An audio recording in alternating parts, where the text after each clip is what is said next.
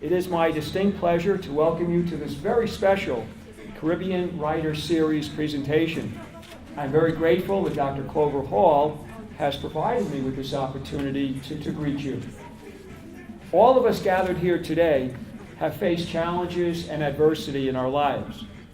Often we face staggering odds against us, and yet we persevere and often achieve success. As I reflected upon today's lecture, I'm sorry.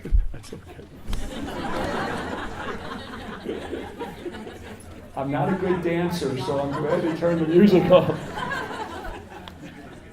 But as I reflected on today's lecture and the inspiring accomplishments of our distinguished guest speaker, Mr. Devon Harris, I was inspired by his courage, his dedication, and his determination, and I was equally impressed by his accomplishments.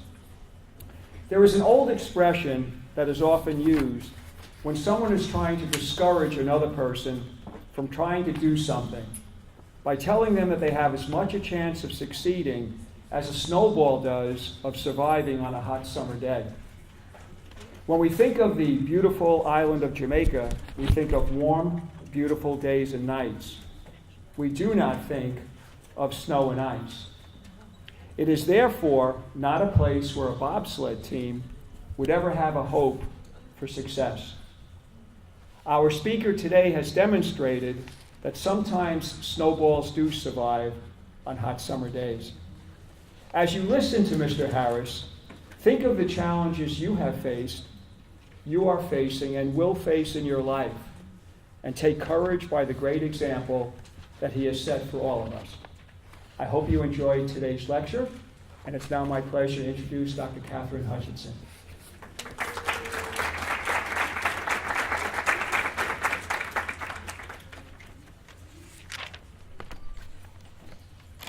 Not often I feel short. There we go. Welcome, everyone. It is my pleasure to welcome you here today on behalf of myself and my co-chair for the President's Multicultural Advisory Committee, Dr. Andre McKenzie. A special and warm welcome to a guest from the Jamaican Consulate, Mr. Christopher Castriota. He's the Community Relations Manager at the Consulate General of Jamaica. This year's Caribbean Writers Series event has taken a slight twist. Considering the Winter Olympics were happening when this year's event was being planned, and considering we had just a touch more snow than we usually do, as evidenced by all those snow days you've celebrated, right? It seemed only fitting that we invite Devon Harris, Jamaican-born Olympian bobsledder, author, and motivational speaker, to join us on our campus. Even today, in an effort to make this event just a little more authentic, we thought we'd have one more touch of winter for you all, as there were snowflakes coming down across the area, and some of you were driving in from snow and then getting to Queens where it was just a little bit of rain. And now the sun is out because we needed to have that Jamaican side happen, right? So we got the sun out. If you stand there and think warm, you feel a little bit of warm, but it is really a pleasure. And I would like to take the opportunity to thank all of the folks who collaborated to make this event happen. So there are a number of sponsors to this event: the President's Multicultural Advisory Committee, of course, the Office of the Provost, the Division of Student Affairs, Athletics, the Committee for Latin American and Caribbean Studies, the University Libraries, Multicultural Affairs Office, the Office of Institutional Research, the Caribbean Students Association, PARIA, the Pan-African Student Coalition. If you don't want students, you can make more noise, it's okay. The Academic Affairs Committee of Student Government, and Academic Service Learning. In addition to the special thank you we'd like to give to those groups, we also know that there is a lot of work that goes into the details. And so this year's event planning committee and a number of individual contributors are listed out on the back of your program. Usually we look at the pretty pictures and we skip the rest. Don't skip the rest. Those are the wonderful folks who represent you in making these events happen. So without further ado, I believe we're going to have one of the students come on up and introduce our featured speaker.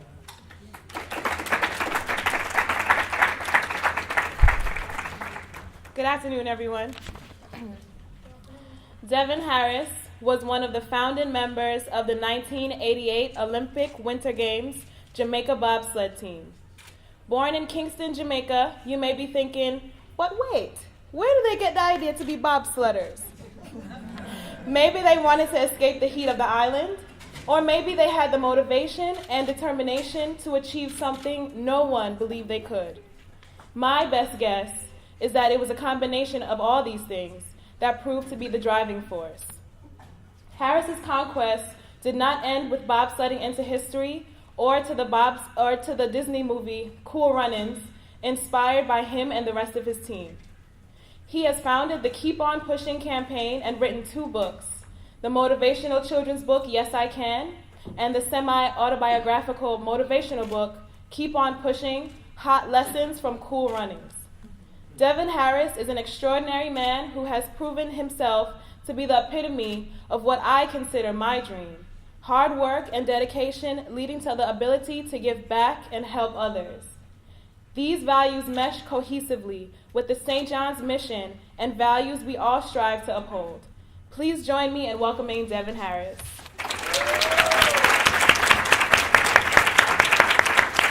But before he speaks, please enjoy a short video presentation.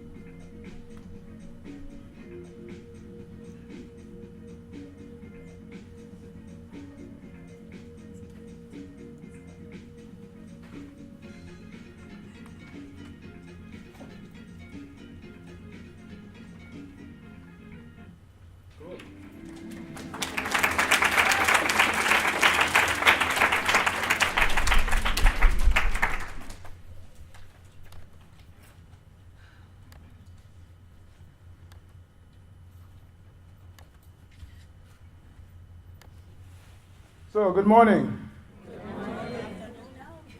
It's morning somewhere, never. Hey, if it's 5 o'clock somewhere, it has to be morning somewhere. And I say it's morning here. Good morning. So, just watching that film has given me some flashbacks, and I need a train on my neck, needs some sorting out. Is he here? Is she here? No? So, quick question though. Who here has ever been bobsledding? Let me ask again. Who here has ever been down a bobsled track? You?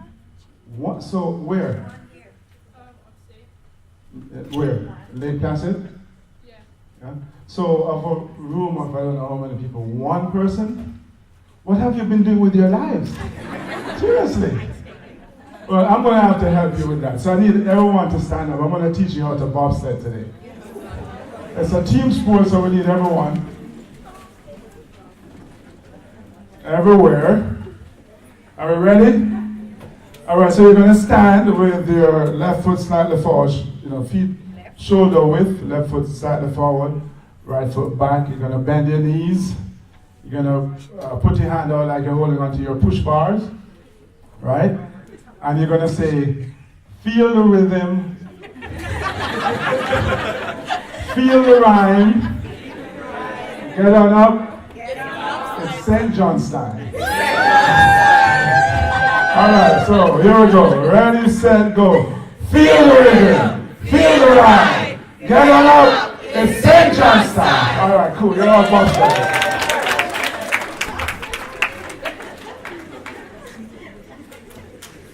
Yeah, so I know you guys bobsledders. So one of the questions I'm always asked when people discover I'm one of the original members of the team is which character played me in the movie.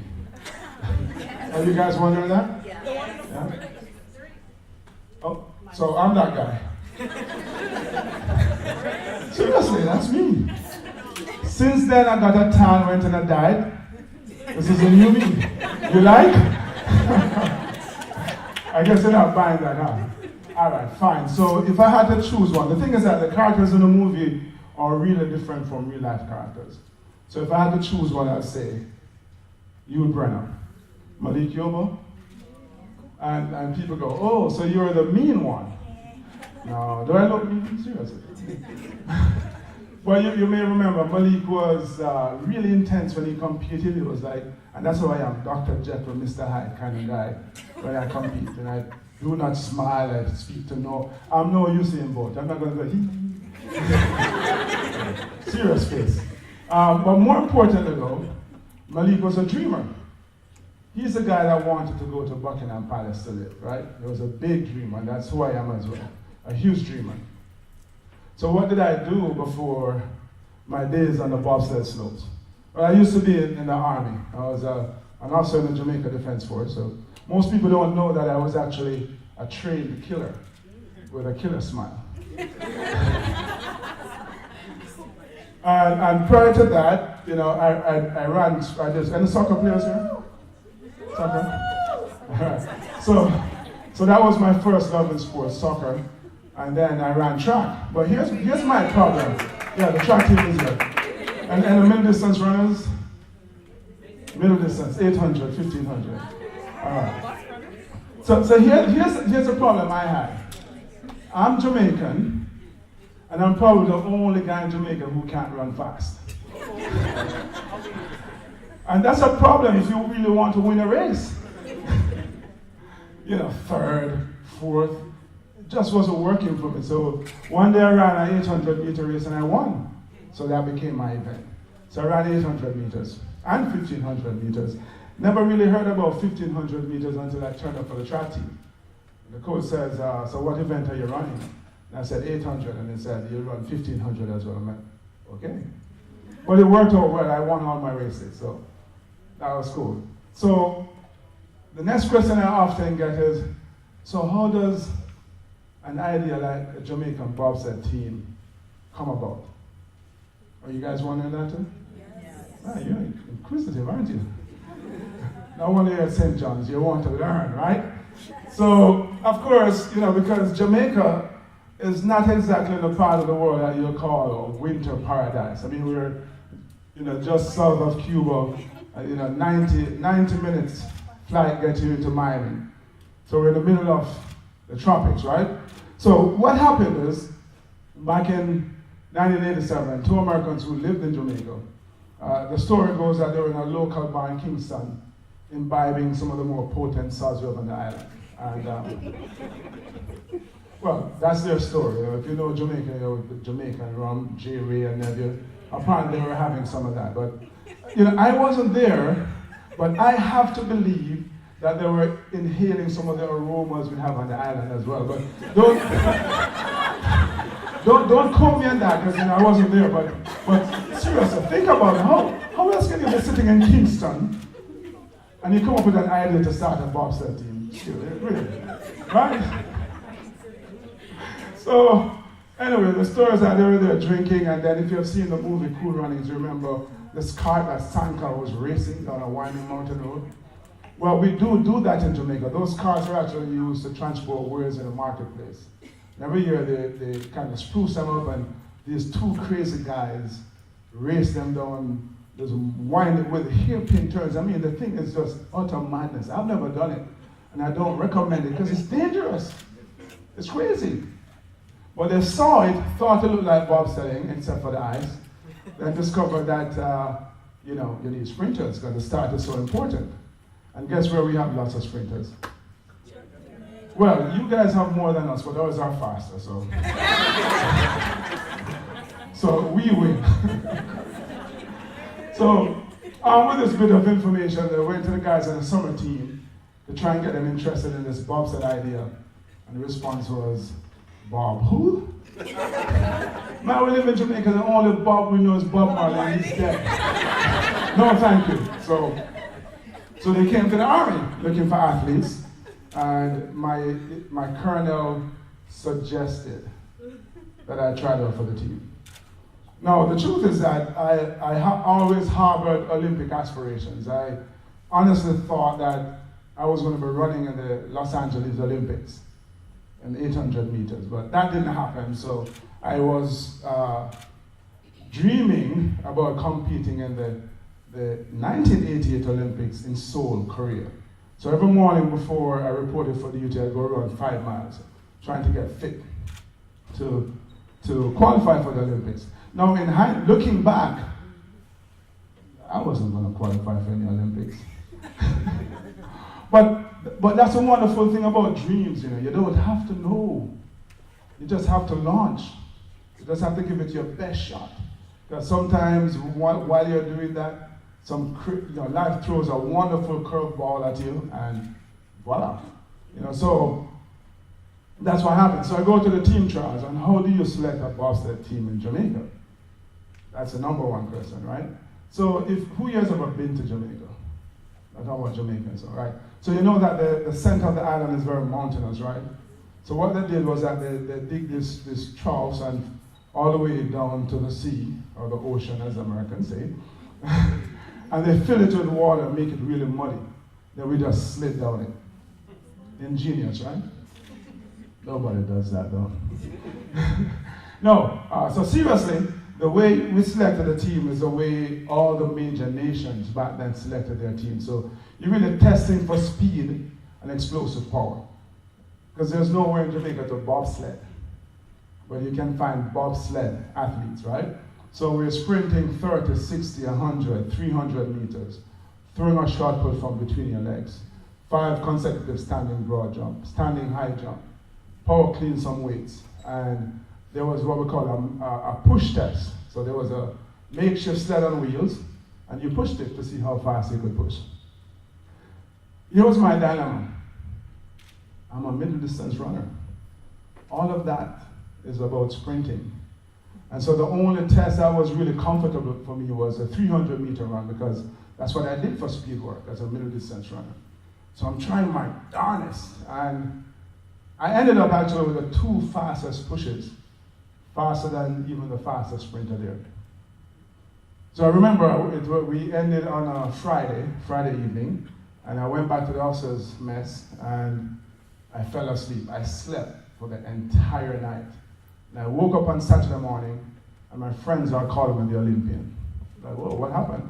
Well, that night on the sports news, they announced that Jamaica had a bobsled team. I was one of the persons named on the team. Then maybe 2 weeks passed, and I haven't received any notification. And eventually, someone gave me an airline ticket and said, hey, you're going bobsledding. So I turned up at the airport in Kingston and recognized 3 guys. Saw 3 guys who are recognized from the team trial. So this is an early picture of our team. Obviously, the white guy is not one of the team members. That's George Fitch. George is one of the crazy Americans who came up with the idea to start the team. And then next to him is Michael White. Michael was a private in the Army, a radio operator, the fastest of the lot. He actually lives over on Long Island. And then next to Michael is Samuel Clayton. Samuel was a lone civilian. He was an engineer with the Jamaica Railway Company. And then that's me next to him. I was a lieutenant, platoon commander. And then that's Dudley. Dudley Stokes was a captain, Army captain, a helicopter pilot. So we fly up to New York. We met George. And he says, we're going to Lake Placid and it's probably about 6 hours away. Now, it doesn't take 6 hours to get anywhere in Jamaica. So the ADD is kicking in. I'm like, how am I going to manage? How am I going to survive in a car for 6 hours? Anyway, we got started and we're driving, and then like 2 hours later we saw a sign that said, Kennedy Airport, that way. So we were lost in Queens for 2 hours. Wonderful, now it's a 8-hour ride, right? Well, we got up to Lake Placid, and that's us there. We went there, we met with our coach, Howard Silent, that guy. And the stuff in the movie isn't true about a coach adding weights to his sled and getting disqualified. In fact, in bobsledding, you are allowed to add weights to your sled. There is a maximum weight allowance for the guys, the team, and the sled itself. And as long as you don't go over that limit, you're fine. And it's physics. Mass times velocity equals momentum, so you want the mass. And ideally, you want big, heavy guys, so you can push a lighter sled. But if you were a small team like we were, and when I say small, I was the heaviest guy on the team at 190 back then.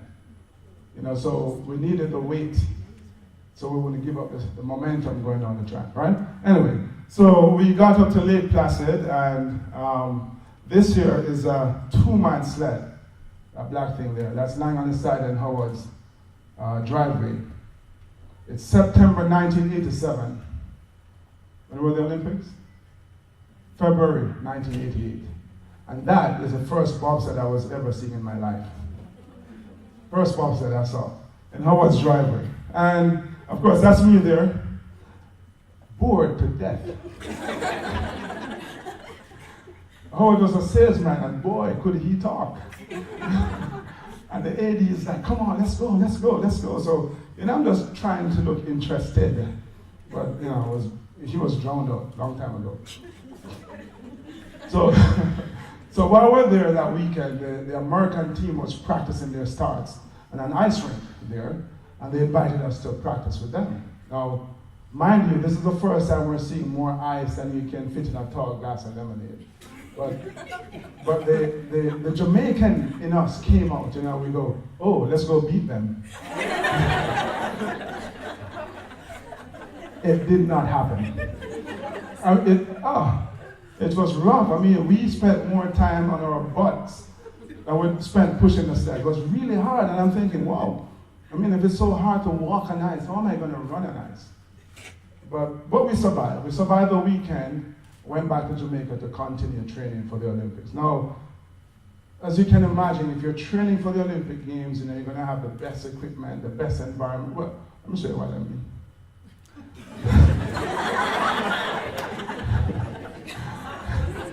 That's us training in Jamaica on the Army base. So, in the background of the Blue Mountains, and you may be surprised to know this, but that's not where we have our exclusive ski resorts. That's where we grow the famous Jamaican Blue Mountain coffee, which means then that the white stuff isn't snow, not little flowers coming down, but just cloud on a typical Jamaican day, right? And the sled I know this is a shocker, but continue disappointment. That's not German engineering, that's Jamaican ingenuity.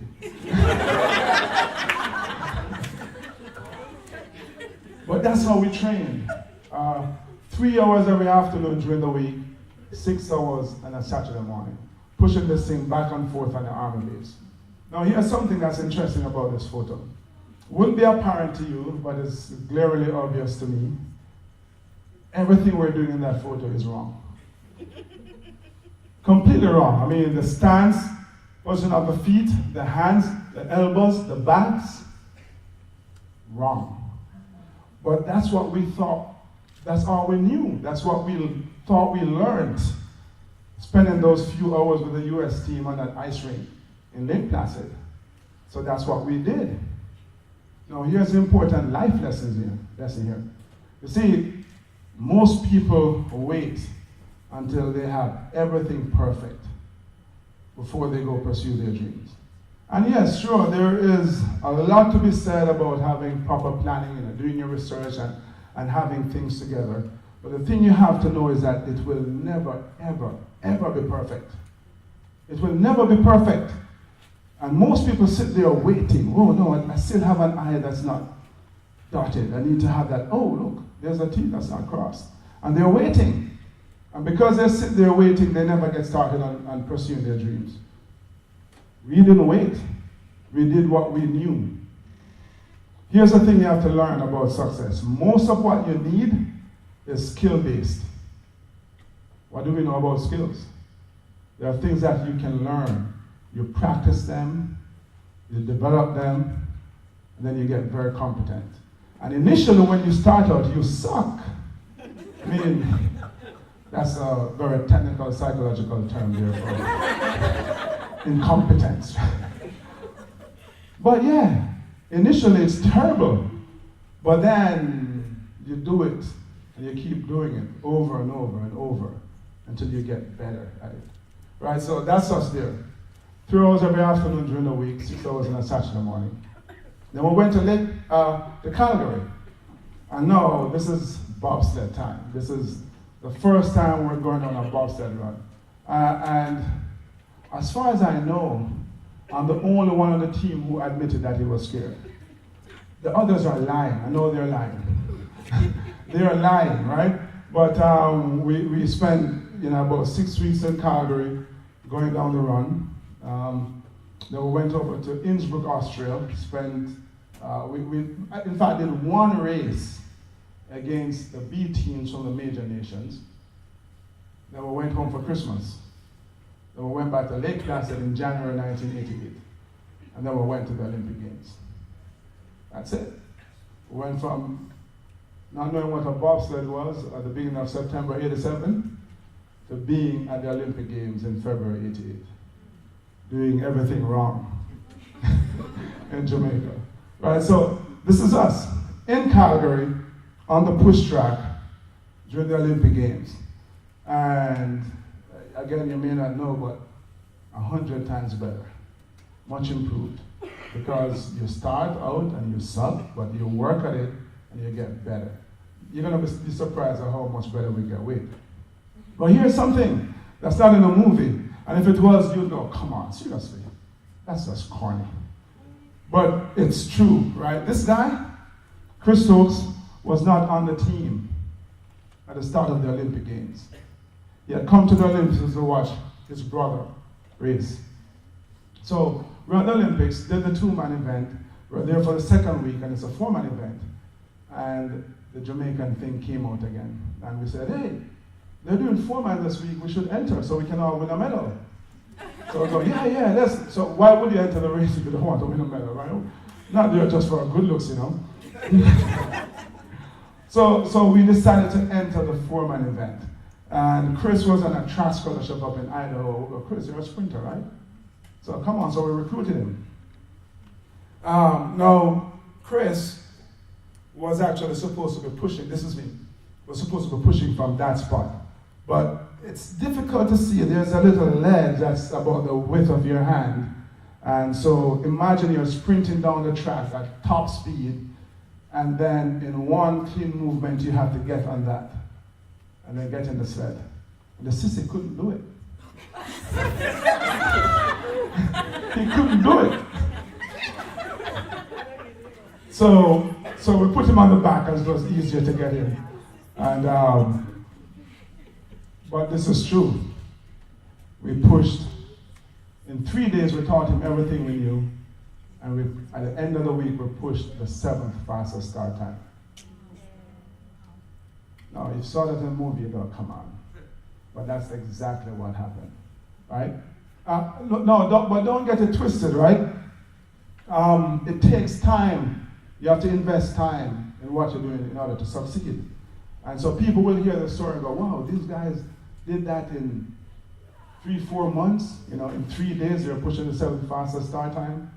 Yeah, but what most people discount is the many years we spent in Jamaica in the boiling sun, honing and developing our athletic skills, so that one day, in a very short space of time, we could learn how to push a bobsled and apply all those skills, all those years of hard work to this one specific thing in order to do something incredible. So you have to put the work in. You know how I know you have to put the work in? Because after we pushed the 7th fastest start time, we crashed spectacularly. In a way that only Jamaicans can, But actually, here's the thing though. We are flamboyant, we have to do things in a big way. But the thing is that most people actually thought that crash was an accident, but no, it wasn't. If you remember the Olympics, or if you watch this, what you will see are all this, they push off the top and they slide down. They push off the top, it was boring. So we gave people something memorable. We want to do something different. But seriously, so in a few months we learned how to apply all the training we had done over the years, to develop, in order to push a sled really fast. But it takes about 7 years to develop a top-class bobsled driver. We had 4 months. So there's a price you have to pay to receive the prize at the end. And you always have to pay it. There's no shortcut. We Jamaicans know about shortcut. We know there's a word called bly. We're always looking for a bly. Well, when it comes down to success, there's no bly. You got to put the work in, right? So since Calgary, what have I done? This is me in La Plagne. So I was a pusher on the 2-man sled. And on the 4-man sled in Calgary. And why was I a pusher? Because when I was trying out for the team, the brakemen had to score more than the drivers. And so knowing nothing about the sport, I thought the brakeman was a guy. If I have to score more than the driver, why wouldn't I be? Brakeman is nobody. The brakeman can get fired. I'm like, can I be a driver? So but I was too scared to drive that first year, quite honestly. So it wasn't going to work that first year, but I did become a driver. So that's me there. In France, finished 36 from 52. And then I moved to the US, so I missed the Lillehammer Olympics in 92. And then I went back and competed in Nagano, and that's me coaching myself, by the way, and finishing 29 from 42. So since my bobsledding days, I'm a motivational speaker. I get to speak a little bit around the world to audiences as small as this and even larger than that, actually. It's kind of cool. Yes. What else? I'm an author. I've written 2 books. They're right over there, actually. Children's book, and as I mentioned, a semi-autobiographical motivational book. And I'm really passionate about children's issues. So this is me with a group called Right to Play. Right to Play is an athlete-driven humanitarian organization, and we use sports and play to teach life skills, health skills, conflict resolution. So this is us in Sierra Leone. Who here has watched Blood Diamond? True story, right? And I was there where it happened. It was really interesting as we're driving through downtown Sierra Leone, Freetown, and the guy's like, that's where the final battle happened. It's really, I was excited to go on a number of different levels. There's actually a historical connection between Jamaica and Sierra Leone. And if you know anything about Jamaicans, the guy said, oh, that's where the Maroon Church is. That's when I come back, I'll tell you about the Maroons, all right? And unfortunately, I didn't get to go to see the Maroon Church. But, so these kids, it was 10 years of civil war, so most of them, lost out on an education. Parents got killed in the war, or they got killed or died from HIV/AIDS. So most of them are orphans, dealing every single day with very adult situations. So when they're in our program, they get to be kids, And it's, you see Blood Diamond or you see the news on TV, and believe me when I tell you, it's sanitized. Not purposely, I just think it's virtually impossible for them to accurately capture the horror. I mean, when I've seen amputated limbs, but when you see a young man walking down the street with an amputated limb, it was cut off because it was captured in the war. And so to render him unable to fight, they cut a limb off, cut his leg off, or they go, do you want long sleeve or short sleeve? Yes. I mean, for me, well, I saw many heartbreaking things there actually. But one of the things that stood out was, I'm at the airport heading back, and there was a 16-year-old kid maybe, begging for money, both arms cut off at the wrist. So that's what we do with Right to Play. I have my own foundation, the Keep On Pushing Foundation. So I'm from Kingston. We'll talk about that in a little bit, but a place called Olympic Gardens, actually. See, I want to be an Olympian. Really rough neighborhood. So I went back to my old primary school a number of years ago, and many of the kids were actually going to school hungry. So we started. So this is me. This is where we had devotion when I was growing up and attending school, and I get back there and I get to speak to the kids. So we do a breakfast program, a school supplies program, in about 10 schools in the whole neighborhood. Yeah, school supplies program. And most recently, just before the Social Olympics, actually, I signed up with this company and something called Project 10 Kids. And basically what we're doing is challenging or encouraging a fit and healthy lifestyles. And so we challenge adults to lose 10 pounds. And when they lose 10 pounds, we donate 30 healthy meals to fight childhood obesity. So again, I'm just passionate about children issues.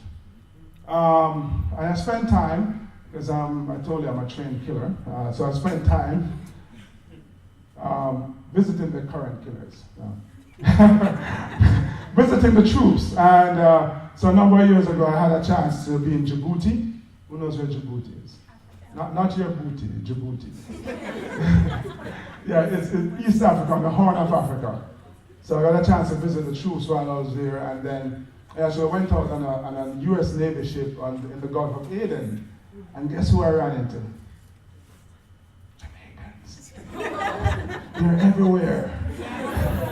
Really cool. So, so I spent a couple of nights on a ship in the Gulf of Aden and played some dominoes. Yes. No, Ludi. Dropped 6 love, but I didn't get a 6 love too, so it quits out. And I actually go around the country as well. I've been to a few military bases, a number of military bases actually, just visiting again. So who here has heard in the news, there's a little short guy over in Korea talking about his 2 nuclear bombs that he has, that he's threatening to launch. So we have way more than 2. I was down in Barksdale in Louisiana, where the B-52 bombers are, huge machines. Cheyenne, Wyoming, where as far as you can see are ICBM silos. up in Montana, same thing, way more than 2. But it was an interesting experience for me because, again, being Army, and when I studied and learned about nuclear war, it was from the perspective of being in the battlefield and the stuff that I needed to do to stay alive. So it was interesting to be on the other side and see how that thing is delivered. And so I got a chance to spend time with the troops. Last year, February, this has been Kyrgyzstan, former Soviet Republic. I was there with a couple of Olympic athletes on behalf of the U.S. State Department on a winter sports tour. So I got a chance to hang out with kids again, lots of orphans. But while there, I also got a chance to visit the troops at a place called Manat Air Force Base. It's the last and first stop in and out of Afghanistan. And guess where I ran into there? Jamaica. There are very few places that I've been to that I've not run into a Jamaican, and probably it's because I didn't stay there long enough. And I was in Sochi and I ran into a Jamaican, one of them. Right. So this black guy, like, he's from Jamaica, said, hey, which part of Jamaica you come from? And he's pretending not to hear. So I asked him again. He says, Kingston. So which part of Kingston you come from? Oh, I live in Moscow. but I allowed him to get away with it. I didn't want to. He was with a really nice girl, so I didn't want to say, oh, liar.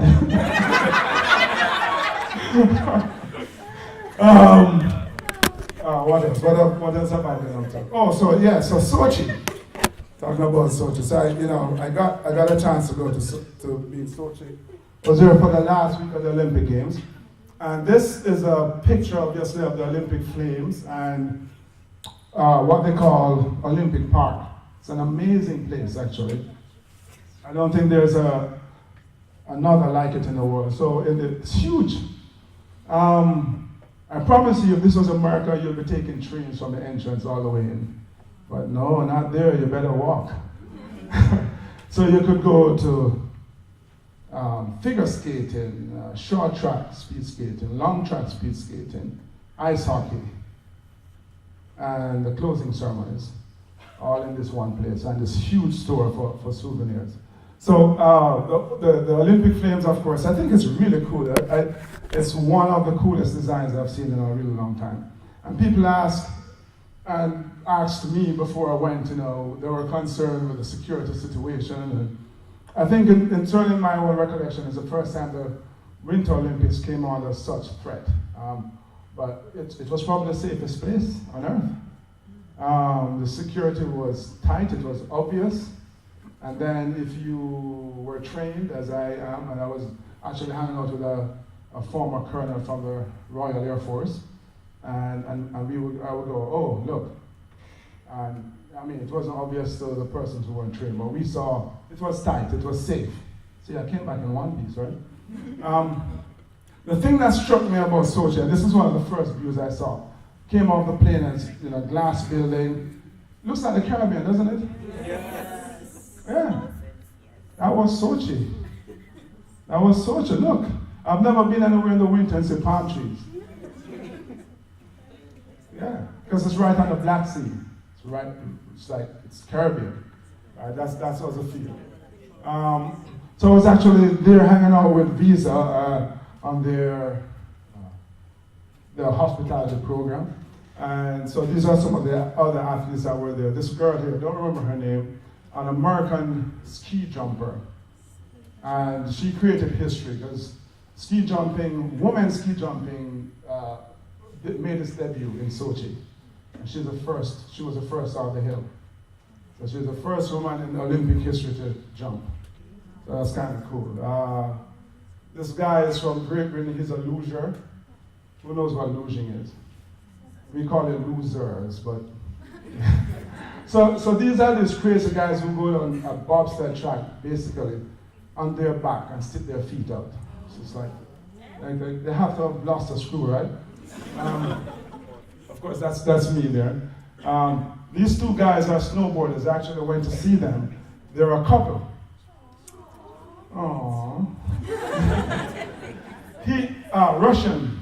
Well, they're on the Russian team. He's an American born, and he wasn't feeling the love from the U.S. So he gets married to her, gets Russian citizenship, and he goes and he wins a gold medal for Russia. See what you missed out on? I think she won bronze in her event.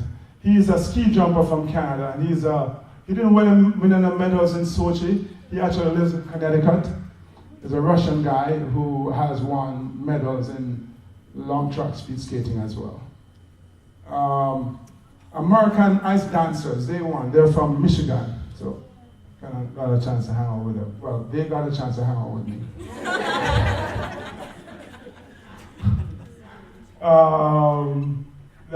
This is just outside the ice house, I think, and I kind of shot off Olympic Village.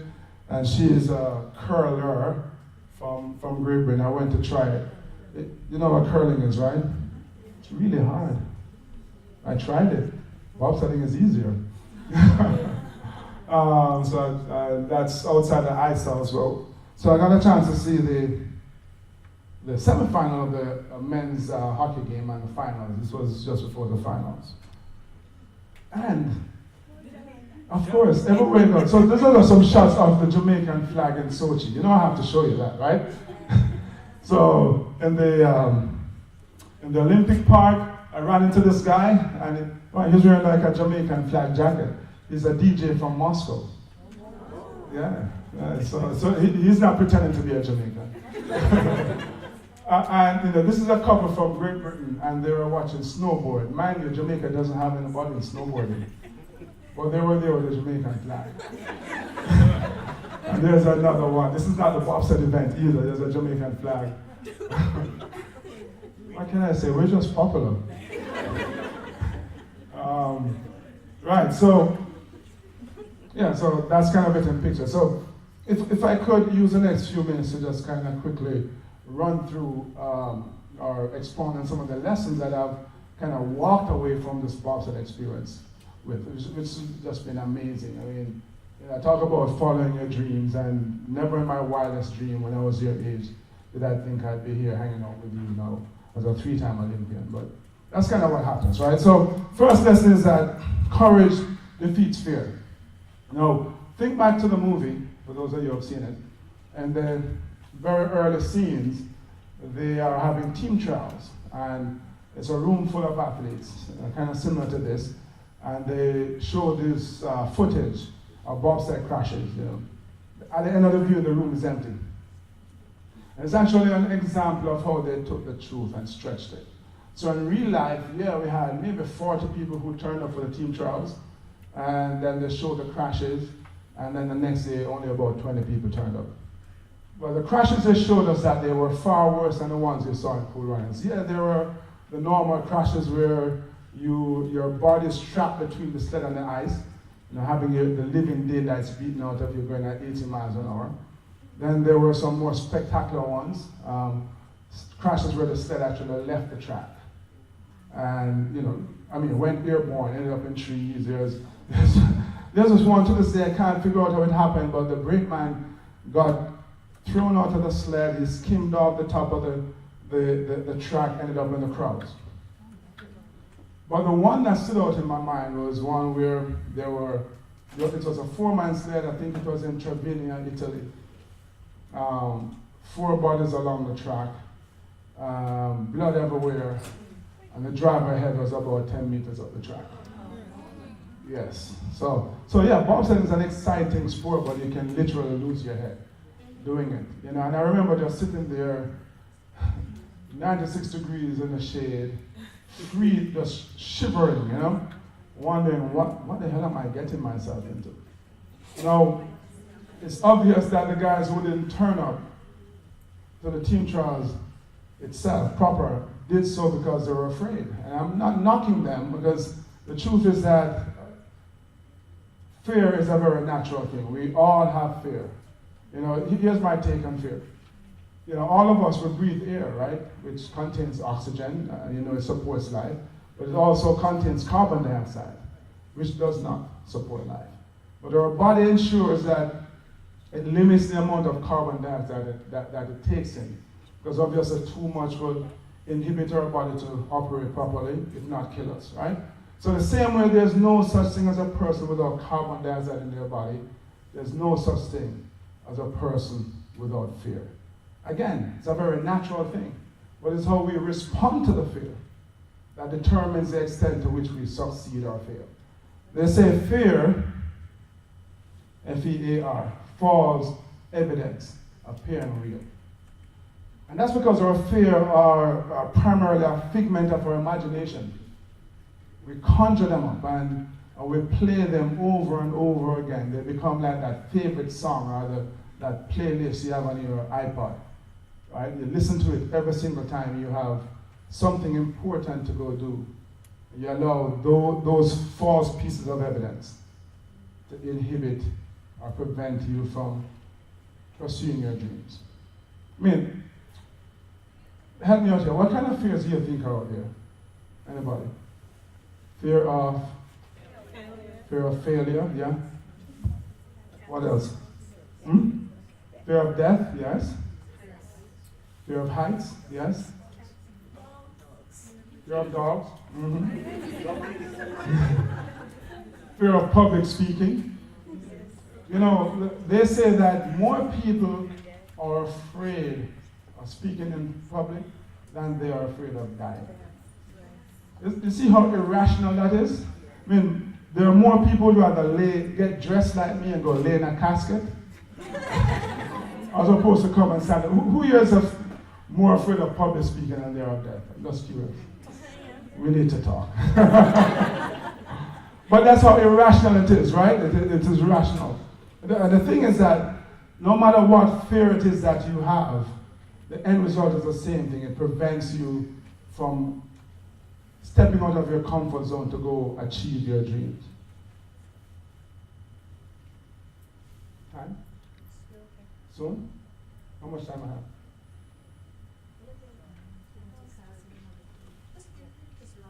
Okay, all right, so let me jump forward here, because I have a whole lot more to say. I talk too much sometimes, I guess it's true. But yeah, more people are afraid. And the thing that separates us who turned up on the team trials wasn't the fear, was something called courage. Because our fears are the worst liars there are, right?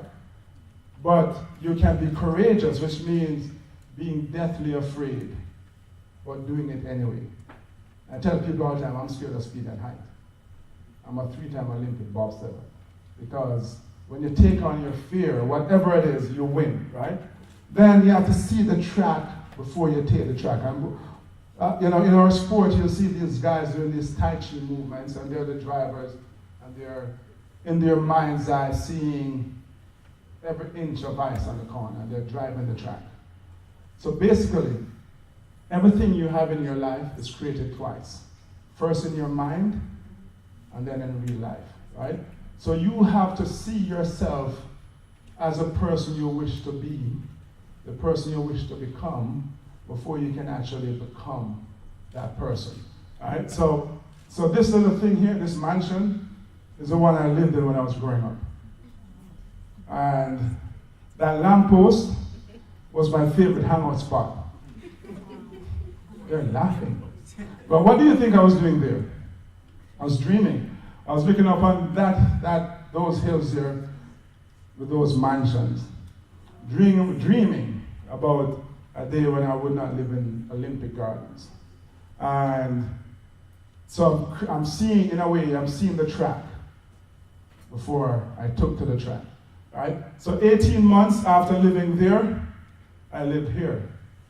That's New College. That's Royal Military Academy, Sandhurst. It's a British equivalent of West Point, except it has about 100 more years of history and tradition.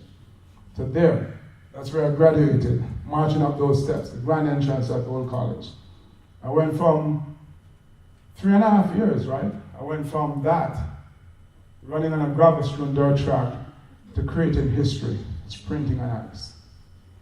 Why? Because this guy's a little bit smarter than I am. He says imagination is greater than knowledge. And the thing is that if you take stock of the situations that you find yourself in, the environments that you find yourself, the things that you have knowledge of, and you think or accept that this is it for you, then that's it for you. But we all have this ability to see in our mind's eye, right? So you can use your imagination, you used that word earlier, to do some incredible things. And so what you see in the mirror, the world eventually sees as well. And I refer to the movie with, remember when the rich kid was being berated and my character pulled him in the bathroom and said, when you look in the mirror, what do you see? And he goes, Julia Bevel. And like a true Jamaican, he says, you know what I see? I see pride, I see power, I see a badass mother who takes no crap off of nobody, right? Oh, that's Jamaican, right? And he goes, really? You see all that? And I said, yeah, but it doesn't matter what I see, it's what you see that's important. So we're really talking about this whole issue of self-esteem, right, and self-image. How you see yourself. How you see yourself is how the world will eventually see you. Because initially people won't see you that way because they always have this preconceived notion of who you are or what you're capable of, right? If you're from Jamaica, you can't bobsled. That's how they saw us. Well, they no longer see us that way, right? So eventually. So how you see yourself determines how you act. It determines the level of creativity and innovation you bring to the things you're doing. It determines how bold you are, how much risk you are willing to take, right? How much you're ready to step out of your comfort zone, like to come from Jamaica and try bobsledding, or to be from the ghettos and say you're going to Sandhurst, right? But it can't happen unless you see yourself that way and start dreaming that way. And yeah, so it does really take a team. And I always make reference to Usain Bolt, the greatest sprinter in the world. It's a one-man show, you would think. But if you listen to him, he often talks about his team. As nothing of significance is ever accomplished by one person alone. We all need other people to help us to get to that goal, right? And as human beings, when we work together, we push and we inspire each other. So, winning is not always about the final score, and I make reference to the crash. So in bobsledding, the basic aim is to push from the top and cross the finish line. Right side up. So when you do it the way we did, it's not a recommended way, and it's a failure in bobsled terms. But then, did we fail? I mean, I say no. Maybe not in terms of the bobsled race we failed, but overall we did. And why? Is because I mentioned to you before, we started months before the Olympic Games, got to the Olympic Games first of all, and we went and we pushed the 7th fastest start time. And the thing that we are so, all of us are so good at is berating ourselves. We mess up and we beat ourselves up. Well, we need to get just as good at citing our achievements, right? Stop beating yourself up. I used to do it. I don't no longer do it. Well, not as much. Because I'm not suggesting that you should start accepting mediocrity, right? Oh, I only got a C, fine. Well, you should only be content if that was your absolute best effort. But if it wasn't your best effort, if you put a half-assed effort in and you got a B, you should not be happy. You shouldn't be happy. But if you put your best foot forward and you got a C, you go, well, all right, cool, I made the effort. But you know that you have to keep on pushing, right? So you're charting your progress, because maybe you started and you didn't have a clue about the subject and you thought you were going to fail, so you can see how you went from F to a C. That's success. So chart your progress, right? And also define success in your own terms. We live in a very competitive world, and so we're always measuring ourselves up against the rest of the world. And while that is good to see where you are against the best in your field, you have to, more importantly, measure yourself against yourself. Right? So we didn't try to measure ourselves against the Swiss. They were in this thing for 100 years already. We competed against them, we pushed our darnest to beat them, but we also understood that we only been in this thing for 4 years, right? But over the years, we can see the progress that we have made, and sometimes we have beat the Swiss. Other times we have not, because we still have a lot to catch up on, right? Then you have to keep on pushing. Because as human beings, we are created for continuous growth. And if you think, just think on your own life and you'll see that is true. I mean, there was once upon a time when you're getting ready for pre-K. So some of it happens naturally, right? Pre-K, kindergarten, grade school, high school, now college. After that, the workforce. But truly successful people aren't just allowing things to happen by default. They're finding a way to push themselves forward. They understand that they have to grow or perish. You know that to be true, right? I mean, that's the world we live in. You have to grow. You have to be ready to step out of your comfort zone and push yourself to the next level. And then, one of the ways to do that is by building on your own experiences and your knowledge. I mean, we started doing everything wrong because that's what we learned. We thought we learned. But we have built on that to the point where I hear an American Olympic medalist saying, the Jamaicans are awesome. We want them to learn how to push. Right? So you build on your own experiences. And you also play to your strengths. So like in 1988, we weren't trying to have the fastest sled because it was a rented sled that looked just a little bit better than the one you saw in the movie. But we played to our strength, which was what? Speed, running. So we weren't trying to be the Swiss. We were trying to be us. And by being us, we beat them. So, and that's it. So yeah, so being persistent, i.e. not giving up. So, you know, I could spend a whole day talking about being persistent. I say this. October 1987, there was something called Black Monday. Stock market crashed. George Fish, the white guy, he comes to us in our hotel room. Well, I use the term hotel room loosely. We're at a place called the Palma Motor Inn. It was the sleaziest joint in all of Calgary. But that's what we could afford. And George says, listen man, you know, here are your options. You can go back to Jamaica and wait until you get funding, or you can stay here and find a way to keep going. And that was the moment that Jamaica bobsled team was really cemented. Because we decided that we would stay. And remember, I was 22 years old, this one day in particular, really cold, a really long, hard day of training. I was starving. You know what I had for dinner?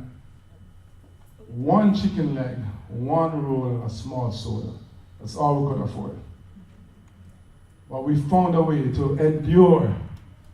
That's what you have to do, endure in the face of all obstacles. You know, I didn't talk about discipline today, but discipline or persistence is really a continuous display of discipline, right? No matter how difficult it is, how tired you are, how miserable you are, you still do it anyway, right? You keep persisting. It's also faith in action. It's a person who believes in themselves, who believes in their ability, will persist. Because otherwise you would not persist. But the more you persist, is the more you believe in your abilities. And the more you believe in your abilities, is the more you persist. So you get this upward spiral. And your job is to get to that point where you have this reputation, where people say, you know what, if he says he's going to do it, it's done. If she says she's going to do it, it's money in the bank. When you get that reputation, I promise you, your success is virtually guaranteed. All right, so I could go on and on forever, but yeah, bouncing back from setback. You're going to crash, but the only thing you can do is pick the setup and take it back to the top of the track and go again.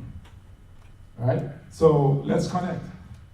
Love to hear from you. You've been gracious. Thank you.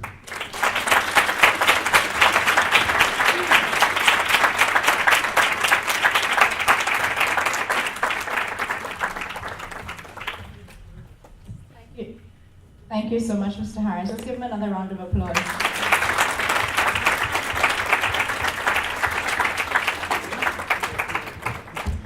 So at this time, we'd just like to open it up to the floor. If there are any questions from anyone, we'll come around and pass the mic and give Mr. Harris an opportunity to answer.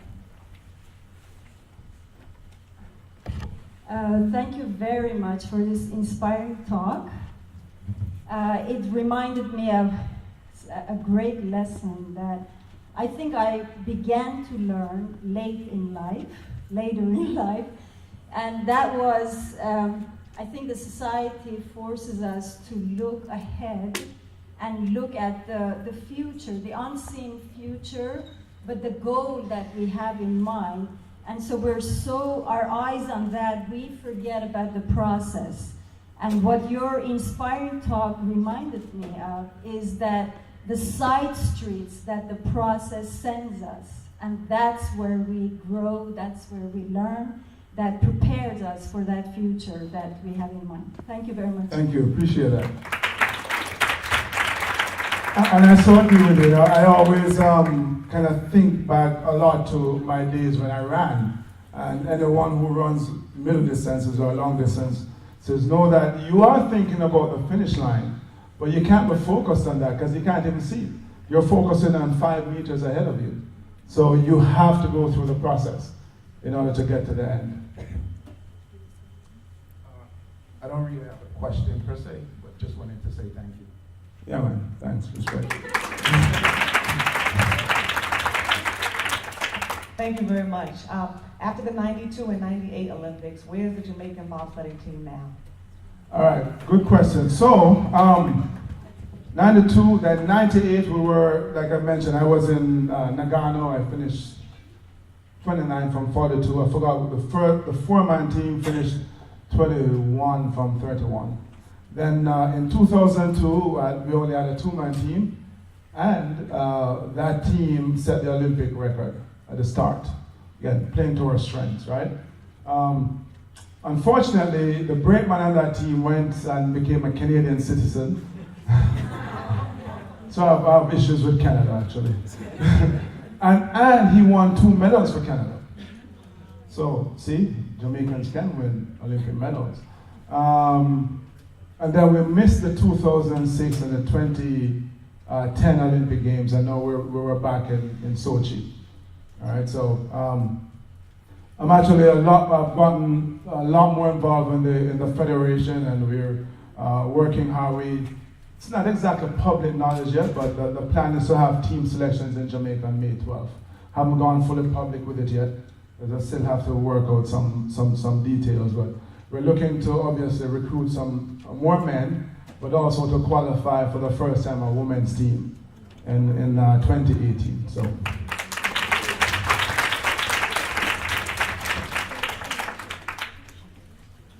Mr. Harris, thank you for coming. So you spoke briefly about Sochi. What do you think about the conditions the athletes faced over there? As the conditions. You know, I was never in the village, but I remember speaking to Christos, who was from the original team. He was the chef de mission for our delegation, and with the stuff you saw in the press, you know, he was like, I don't know what they're talking about. You know, so I was in a really nice hotel. I didn't have, you know, a bathroom with 2 toilets next to each other, none of that stuff. So I'm not sure where that was, but I didn't experience any of that. I hear that the food wasn't so hot in the village, though. So. Oh, hello. Over here. Yeah. Hi. Hey. I was just wondering, do you have a favorite, did you have a favorite training song when you were training, or any songs? It's a really good question. So I've always written and sing, and I'm not gonna sing for you, by the way, because I can't sing. Oh no, I can't. You want this room cleared? I'll start singing. So there was a song when I started running track, and I don't know who sang it, but it was a story about this girl who wanted to go sing, and her mom said to her, keep on singing, don't stop singing. You're gonna be a star someday. So when I started running, I would sing that to myself. I would say, keep on running, don't stop running, you're gonna be a star someday. Still trying to be a star, and I no longer run, so it didn't work. No, I'm kidding, but So that was kind of what I sang, and I joined the army, and you run and you sing, so I actually do run and I find a song with a message. It doesn't matter what, and I sing that. Okay, It's a good question. I have another question. So what was the most important thing that you learned from your experience in the Olympics? Good question. That any of us can do anything that we truly set our mind to. It wasn't the fact that I could become a bobsledder in a really short space of time, but that lesson, the fact that I became a bobsledder, the short Olympic bobsledder in a short space of time means that I can apply that to anything else in my life. And the truth is that any of us can do the same. Does anyone else? Hi. Hey. When you first arrived in 1988 for the Olympics, how did the other Olympians treat you guys? Yeah, and I know the movie suggests one thing. That none of that happened that you saw in the movie. Here's the thing about the Olympic Games. It's one big race every 4 years. People are more focused on that and winning those 3 precious medals than anything else, right? So I wouldn't say that they were overly friendly, but nobody was unfriendly either. They were busy, and we were busy competing, busy learning, because we're still learning. When other teams were on the ice, instead of relaxing, we were watching them. Constantly watching, constantly learning, constantly trying to pick something up. I tell you this, so it was still at the height of the Cold War, the world was. And I remember this guy who was the #1 driver in the world at the time, Wolfgang Hoppe. So I'm sitting in the warm house, just like, oh, so who's that? Like imagine going to a basketball, the NBA finals, so that's LeBron, oh, that's Kevin, that was us. And Wolfgang Hoppe took a break from his preparations, never said a word, smiled, and handed me a pin. So that's saying to me that, we welcome you to the brotherhood, And the worst part of that story is that I have no idea where the pin is. Terrible. I must say thank you for giving an excellent speech. Thank and you. I'm also proud Jamaican/American. All right. Okay, quick question though. Do you see us in the top 10 anytime soon in the bobsled team? I'm just curious to know. Yes, well, here's the thing. We have been. So in Lillehammer, we were 14th from 30 in the 4-man event. We had beaten the US, the Russians, the Italians, and the French. And we were the top, we were the 8th nation overall. And we have won at a very high, we have won the World Push Championships, both men and women. We had a women's team for a very short time. And like I said, we have won the start of the Olympic Games in Salt Lake City. So it's really just a matter of finding the funding so we can put the time in to develop the driving skills, because we already have the athletic skills. So once we marry those two together, it's over. Nobody's going to be cheering for Jamaica. They always win. Here. Yeah. Is there any point in your career where you actually thought about giving up to a point that you regretted even starting? Good question. Let's see. Let's think about that for a little bit. Nope. I don't even know how to give up. I've been told I should give up. When I went back to the sport, I had no funding at all. And January 1988, my coach in Calgary, he says, hey, if you don't get, January 97, we're in Calgary, and the coach says, if you don't get sponsorship by June, you should quit. And I agreed, because I was so sure I would have gone to sponsorship by June, and the whole conversation would have been irrelevant. Well, June came, I didn't have a dime. So I moved to Evanston, Wyoming, and I coached myself. I trained 8 hours a day. I delivered pizzas at night. And I had an amazing resume, Retired Army captain, Sandhurst grad, 2-time Olympian, pizza delivery boy. But But you know, I have no shame in my game. I have a goal that I want to reach, and I'm going to reach it. So that's what I did. And guess when I got sponsorship? January 1988, 2 weeks before it was time to go to the Olympic Games. So I don't know how. I mean, I just don't know how to quit. So no. Frustrated, I've gotten frustrated plenty of times, but I'm not stopping. What is one thing that you know now that you would tell the Devon Harris of September 1987? Actually, even younger, to enjoy the process more. So I look back on my early life, and this is the analogy I have. It's like I'm on this, I'm trying to go through a rose garden. I'm on this end, and I need to get over that end. And the only thing I focused on was getting on that end. I never paused to smell the roses. So I tell him to stop for a little bit and smell the roses. Yeah. Okay, so we have time for about one more question. Anybody? I have a question.